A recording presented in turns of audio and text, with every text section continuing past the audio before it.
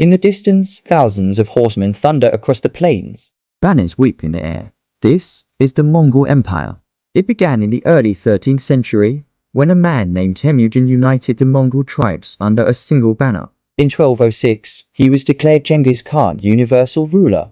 From the steppes of Mongolia, he would launch one of the most brutal and efficient invasions in human history. Unlike other empires, the Mongols didn't build, they conquered. They didn't expand slowly, they exploded across continents. Within a few decades, they had built the largest contiguous land empire the world has ever seen, from Korea to Eastern Europe. But first, they turned their attention to China. The Mongols saw the wealthy kingdoms of northern China as both a threat and a prize. At the time, China was divided. The Jin dynasty ruled the north, the southern Song held the south, and the western Xia controlled the west, right with the Mongol unit. You see Chinese cities on the horizon, massive walls, towers, and moats. But you're not afraid. You are the storm. The Mongols were unmatched in warfare. Each soldier rode with up to 5 horses, rotating between them to avoid exhaustion. They wielded recurved bows, able to shoot deadly arrows with precision while galloping at full speed. During the siege of Chengdu, modern-day Beijing, the Mongols cut off supplies, launched flaming projectiles, and starved the city into surrender. Later, they turned on the southern Song dynasty, a campaign that would last decades. In 1279, under Kublai Khan, Genghis Khan's grandson, the Mongols completed the conquest of China, establishing the Yuan dynasty. For the first time in history, all of China was ruled by outsiders. But the Mongols didn't stop there. Entire populations vanished. But those who surrendered, even reaching the gates of the Empire's vast machine. The Mongol Empire didn't just reshape borders, it reshaped history. By uniting a vast swath of Eurasia under one political system, the Mongols accelerated the exchange of goods, ideas, technologies, and even languages. Paper money, gunpowder, compasses, and printing techniques spread westward from China. Simultaneously, Islamic medicine, Persian astronomy, and European engineering flowed eastward. Their empire became the first true global network, an early prototype of globalization. Among their most influential leaders was, of course, Genghis Khan. Feared and admired in equal measure, he remains a symbol of ruthless ambition.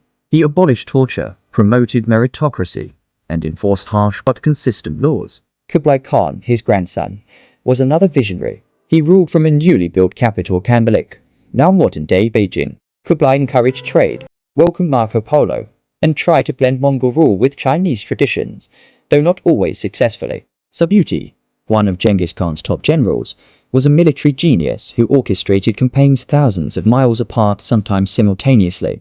He is still studied in military academies for his precision and speed. Yet despite their innovations, the Mongols also left behind a trail of devastation. Entire cities were razed, cultures and lineages vanished. Their invasions helped destabilize regions and pave the way for future plagues and power vacuums. Still, their influence endures. Modern borders in Central Asia, trade routes, and even diplomatic norms can be traced back to Mongol innovations. They taught the world both the brutality of conquest and the value of unity.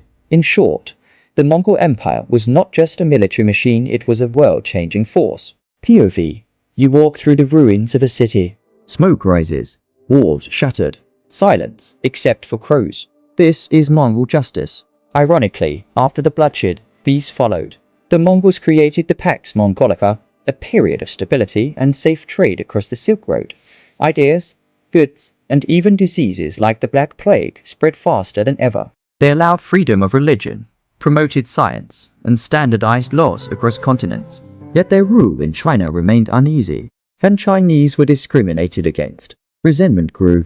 In 1368, a peasant-led rebellion, the Red Turban Rebellion, drove the Mongols out, leading to the rise of the Ming dynasty. But their mark on history was permanent.